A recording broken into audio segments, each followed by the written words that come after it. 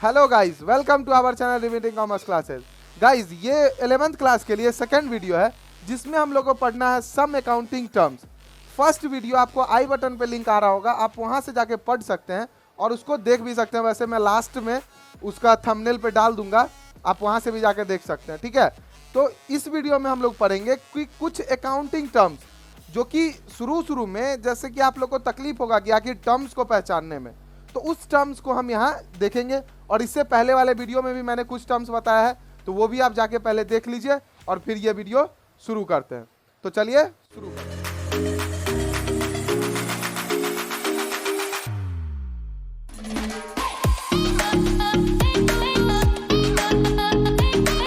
तो गाइस, हम लोग फर्स्ट वीडियो में पढ़ चुके हैं कि कैपिटल क्या होता है, लायबिलिटीज क्या होता है, एसेट्स क्या होता है, ड्राइंग क्या होता है, ये सब चीज तो पढ़ चुके हैं। अब देखिए, मेन चीज है गुड्स। गुड्स का क्या मतलब होता है? गुड्स का मतलब होता है दुकान का माल। माल मतलब जो चीज हम लोग खरीदने या बेचने के लिए दुकान में लाते हैं, जो कि चीज से हम लोग को मेन मोटिव है प्रॉफिट कमाना, जिस चीज से मेन मोटिव है प्रॉफिट कमाना, ठीक है, उसी चीज को हम लोग क्या बोलते हैं? गुड्स बोलते हैं। तो देखिए, गुड्स का मतलब लिखा हुआ item in which business deals, मतलब वैसा चीज जिसमें बिजनेस डील करता है, मेन चीज। अब जैसे देखिए कि मेरा चश्मे का दुकान है, ठीक है, ऑप्टिकल्स है मेरा, तो ऑप्टिकल्स में हम मेरा काम क्या है? चश्मा बेचना। तो चश्मा जो हम बेचेंगे तो वो मेरा क्या हो गया? वो हो गया मेरा गुड्स।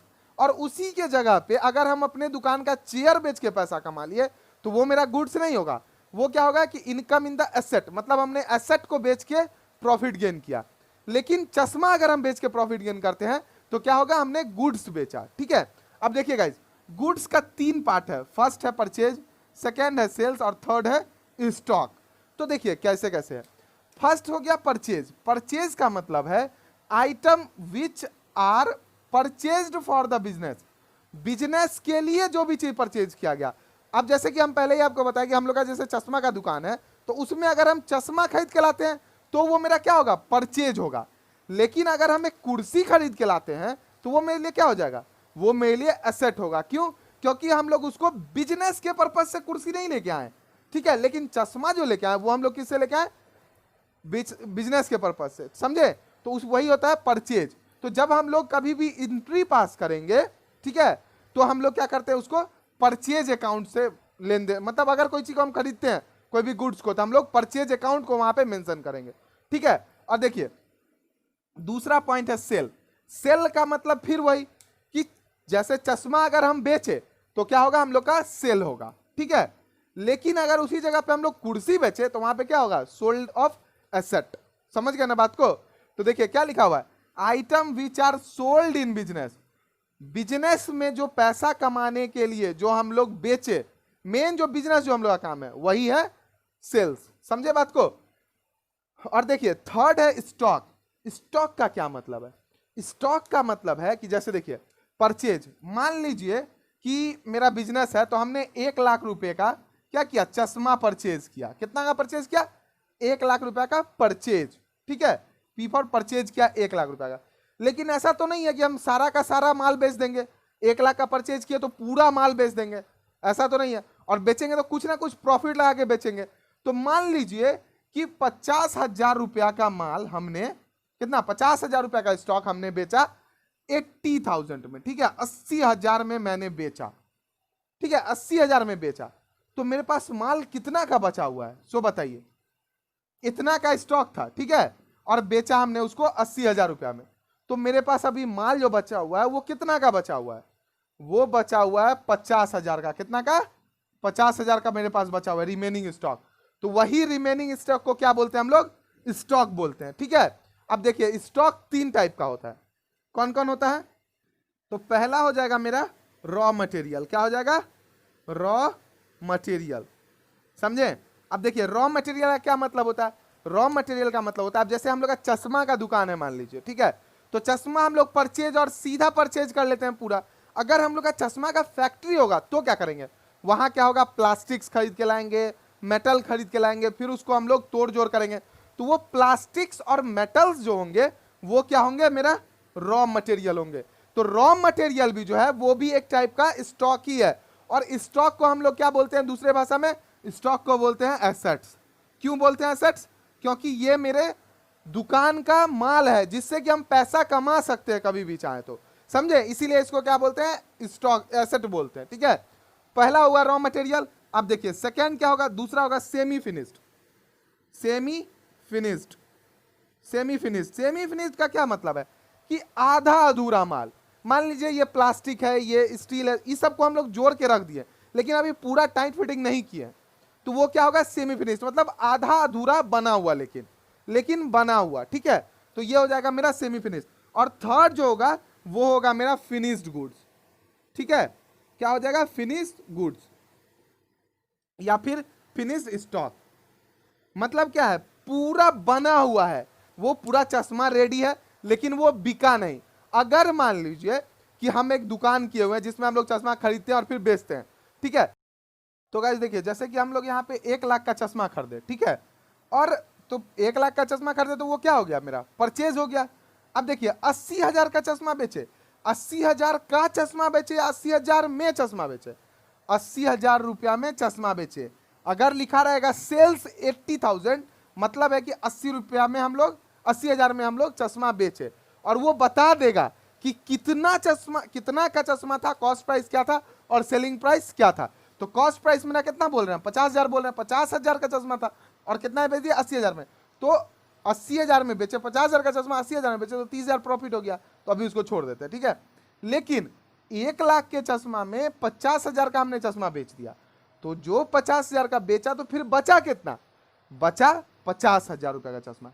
तो ये मेरा क्या हो जाएगा? ये हो जाएगा मेरा क्लोजिंग स्टॉक, यानी कि स्टॉक या फिर बोल सकते हैं इसको फिनिश्ड, ठीक है। क्या बोल सकते हैं इसको? Finished stock. मतलब क्या है कि एकदम पूरा बेचने वाला चीज अभी बचा हुआ है मेरे पास 50,000 का, ठीक है। तो यही 3 है। और देखिए इस 3 के बाद स्टॉक और भी 2 तरीके से बांटा गया है, ठीक है। पहला बांटा गया ओपनिंग स्टॉक, ओपनिंग स्टॉक बोल के, ठीक है, और दूसरा है क्लोजिंग स्टॉक बोल के। अब देखिए ओपनिंग स्टॉक और क्लोजिंग स्टॉक, आप लोग कोई बता सकते हैं क्या क्या है मतलब इसका? देखिए ओपनिंग स्टॉक का मतलब होता है, ओपनिंग स्टॉक का, कि वो स्टॉक जो हम लोग बिजनेस करने के टाइम में, शुरू करने के टाइम में जो मेरे पास पहले से था।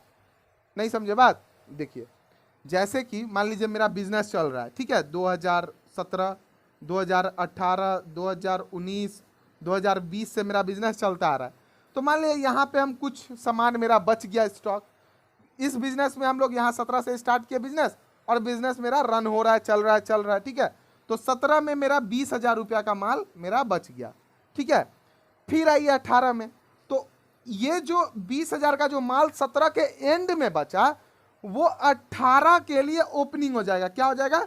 ओपनिंग स्टॉक हो जाएगा। किसके लिए? 18 के लिए, 2018 के लिए वो ओपनिंग होगा। अब मान लीजिए इसका क्लोजिंग हो गया, ये 20,000 और फिर 10,000 और बच गया, तो कितना हो गया? 30,000 रुपया का इसका क्या हो गया? क्लोजिंग स्टॉक हो गया। और इसका जो क्लोजिंग स्टॉक 30,000 हुआ, अभी 19 का क्या हो गया? ओपनिंग हो गया। समझे? मतलब है कि प्रीवियस ईयर का क्लोजिंग स्टॉक इस ईयर का क्या होगा? ओपनिंग हो जाएगा। समझे बात को? पूरा क्लियर समझ गए ना? तो वही चीज, ओपनिंग मतलब स्टॉक एट द बिगनिंग। समझे? मतलब कि इस ईयर के शुरू करने में पिछला ईयर का जो भी मेरे पास स्टॉक था उसको क्या बोलेंगे? Opening stock. और क्लोजिंग स्टॉक मतलब स्टॉक एट द एंड। सीधा समझिए, एट द एंड मतलब जैसे इस ईयर खत्म होने वाला है, जैसे कि 2020 मेरा खत्म होने वाला है, ठीक है। तो लास्ट में मेरे पास 20,000 रुपए का माल बच गया, मतलब टोटल हमने सेल किया, परचेज किया, बहुत सेल परचेज किया। तो लास्ट में 31 मार्च को जब हम अपना मतलब अकाउंट बना रहे थे, तो उस समय हम क्या देखें कि 20,000 रुपए का अभी भी मेरे पास स्टॉक बचा हुआ है, तो वो क्या हो जाएगा? Closing stock. अब गाइस एक चीज बात मेरे मन में आ रहा है, ठीक है, कि गुड्स जो यहाँ है, इसी गुड्स का एक जगह पे नाम है परचेज, दूसरे जगह पे नाम है सेल्स, और तीसरे जगह पे नाम है स्टॉक। आखिर ऐसा क्यों? अकाउंटिंग में ऐसा क्यों होता है कि एक ही चीज का नाम 3 जगह पे है और तीनों पे अलग सिचुएशन है? लेकिन आपको जब भी अकाउंट बनेगा तो वहां पे आपको गुड्स कहीं पे आपको नहीं दिखेगा और नहीं आपको लिखना है कहीं पे। तो फिर आखिर ये चीज क्यों? गुड्स भी तो लिख सकते थे आसानी से, एक ही टर्म समझना पड़ता। झूठ मूठ का हम लोग को 3 टर्म समझना पड़ रहा है। तो देखिए इसका मेन मोटिव सिर्फ यही है कि हम लोग प्रॉफिट को कैलकुलेट कर सके। क्या कर सके? प्रॉफिट को कैलकुलेट। अब ये कैसे होगा? देखिए जो परचेज हम लोग कहां पे लिखते हैं? जो सामान हम लोग खरीद के लाए उसको हम लोग परचेज लिखते हैं। एक छोटा सा एग्जांपल से समझिए। तो मान लीजिए हमने परचेज किया कितना का? 50,000 का हमने, 80,000 का हमने चश्मा परचेज किया। ठीक है, कितना का परचेज किया? 80,000 का। अब देखिए इसको मैंने बेच दिया। क्या किया? बेच दिया। कितना में? 1 लाख में बेच दिया। 1 लाख में मैंने इसको बेच दिया। ठीक है, तो दोनों का डिफरेंस अमाउंट कितना है? 20,000 है। तो 1 लाख का हमने सामान खरीदा और उसको 80,000 का मैंने सामान परचेज किया और 1 लाख में मैंने उसको बेच दिया। तो कितना का प्रॉफिट हो गया? 20,000 का प्रॉफिट हो गया। तो यही 20,000 मेरा क्या हो गया? हाँ, प्रॉफिट हो गया। समझे? ये मेरा क्या है? प्रॉफिट। मतलब है कि बिजनेस करके हम कितना कमा लिए? 20,000 रुपया कमा लिए। अब एक चीज आप हमको बताइए, यहां पे भी लिखते हैं स्टॉक 80,000, जैसा कि यहां है गुड्स, यहां भी हम लोग लिखते हैं गुड्स 80,000, यहां भी गुड्स लिखते हैं 1 लाख। तो फिर 20 लाख का क्या हो जाता? गुड्स लॉस जा रहा है। पता नहीं ना चल पाता कि आखिर क्या हुआ। अगर मान लीजिए इसको ऐसे नहीं, इस केस में अगर हम समझते हैं परचेज होता है 1 लाख का, मान लीजिए यहां लिख देते हैं हम लोग गुड्स 1 लाख का परचेज किए। ठीक है, क्या किए? गुड्स 1 लाख का परचेज किए। फिर गुड्स 80,000 का बेचे। समझ में आपको कुछ आ रहा है? गुड्स 1 लाख का खरीदे, फिर गुड्स 80,000 का बेचे, फिर 50,000 का गुड्स 80,000 में बेचे, तो फिर गुड्स हो रहा है। तो यहां पे क्या हो जाता है? 20,000 रुपया ही 20,000 का गुड्स दिखाते हैं मेरे अकाउंट में और प्रॉफिट हमका कोई चीज नहीं बचता। तो इसी चीज को, प्रॉब्लम को सॉर्ट आउट करने के लिए हम लोग क्या करते हैं? परचेज, सेल्स और स्टॉक को समझते हैं। समझे बात को? पूरा क्लियर हुआ? क्लोजिंग स्टॉक, ओपनिंग स्टॉक समझ गए। स्टॉक मेनली 3 टाइप का होता है, रॉ मटेरियल, सेमी फिनिश्ड और फिनिश्ड। ठीक है, तीनों सब कुछ समझ गए। और देखिए स्टॉक क्या होता है? एसेट होता है, चाहे वो ओपनिंग स्टॉक हो या फिर वो क्लोजिंग स्टॉक हो। ओपनिंग भी होगा वो भी एसेट होगा, क्लोजिंग भी होगा वो भी एसेट होगा। और ये कौन सा एसेट होगा? एसेट जब पढ़ाए थे तो उसमें देखे थे क्या था? 2 टाइप का एसेट था। कौन कौन? एक फिक्स्ड एसेट और एक करेंट एसेट। तो याद है? फिक्स्ड एसेट होगा या करेंट एसेट होगा स्टॉक? जल्दी बताइए, क्या होगा? करेंट एसेट होगा। एकदम सही बोले आप, क्या होगा? Current asset. समझे? तो चलिए अब हम लोग दूसरा टर्म को देखते हैं इसके बाद। तो गाइस देखिए, अब जो हम लोग का टर्म है वो है डेब्टर और क्रेडिटर। डेब्टर क्या होता है? देखिए डेब्टर का मतलब होता है the person from whom amounts are due for good sold or service rendered on credit basis. On credit basis. Credit basis का क्या मतलब है? क्रेडिट मतलब हो गया उधार, उधार के तौर पे। मतलब अगर कोई पर्सन है जिसके पास रुपया बाकी है, क्या है? पैसा बाकी है, फॉर गुड सोल्ड, मतलब हमने अगर कुछ सामान बेचा है उसको, ठीक है, उसके लिए, और सर्विस रेंडेड मतलब सर्विस दिया है उसको, किस पे? क्रेडिट बेसिस पे, तो वो क्या हो जाएगा? मेरा डेब्टर हो जाएगा। जैसे कि एक एग्जांपल से देखिए, मान लीजिए कोई लड़का है राम, ठीक है, कोई स्टूडेंट है मेरा राम, उसको हम पढ़ा रहे हैं ट्यूशन, ठीक है, ट्यूशन पढ़ाए और ट्यूशन पढ़ाए तो वहां पे क्या हुआ? हम अपना सर्विस दिए उसको, हम अपना सर्विस प्रोवाइड किए और वो पैसा मेरा लिए हुआ है। सर्विस पूरा एक महीने का पूरा क्लास कर लिया, उसके बाद बोला कि ठीक है सर हम पैसा आपको दे देंगे।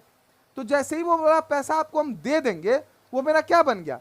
उसी समय वो मेरा डेटर बन गया, मतलब उसके यहाँ मेरा पैसा बाकी है। जब भी वो मिलेगा हम पूछेंगे क्या हुआ राम, पैसा दोगे?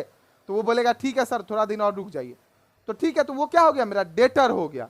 समझ गया? डेटर, डेटर मतलब अगर हम कोई भी सर्विस, कोई भी गुड्स बेचते हैं या सर्विस देते हैं उसको, किस पे? क्रेडिट बेसिस पे। क्रेडिट मतलब कि आराम से उसको हमने दिया कि ठीक है बाद में तुम पैसा चुकता कर देना, वो हुआ क्रेडिट बेसिस। ठीक है, तो डेटर मतलब समझ गया ना?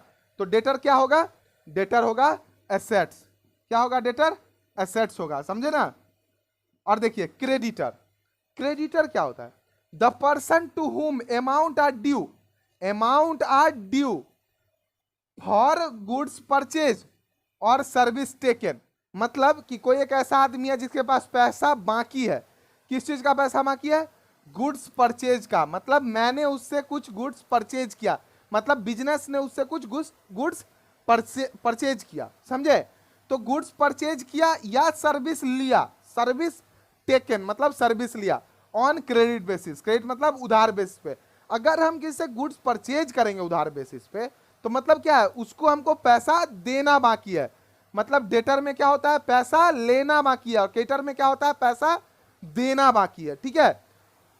सर्विस टेकन या फिर गुड्स परचेज का अगर हम पैसा उसको देना बाकी है तो यही होगा क्रेडिटर। अच्छा, क्रेडिटर क्या होगा? क्रेडिटर क्या होगा? पैसा देना बाकी होगा, मतलब कि एक पैसा हमको उसको देना है, मतलब मेरे दिमाग में एक टेंशन है कि चलो उसको पैसा देना है, ठीक है, तो वो मेरे लिए क्या हो जाएगा? लाइबिलिटी हो जाएगा। क्या हो जाएगा? लाइबिलिटी, ठीक है। अभी आप तुरंत उस वीडियो में देखे थे ना लाइबिलिटी और एसेट के बारे में, तो वही चाहिए, ये क्या हो जाएगा? लाइबिलिटीज।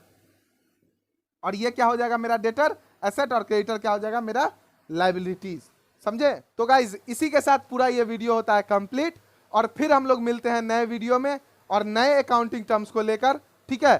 तो गाइज अगर ये वीडियो आपको पसंद आया हो और समझ में आया हो ये दोनों टॉपिक, मतलब ये अकाउंटिंग टर्म्स, तो वीडियो को लाइक करें और ज़्यादा से ज़्यादा शेयर करें ताकि आप लोग के दोस्त लोग भी इस टर्म को अच्छे से अच्छे तरीके से समझ पाए, ठीक है। और अगर अभी तक आप लोग ने इस चैनल को सब्सक्राइब नहीं किया तो जल्दी से सब्सक्राइब करें मेरे चैनल रिपीटिंग कॉमर्स क्लासेस को, और सब्सक्राइब करते के साथ ही घंटा बजाना ना भूलें।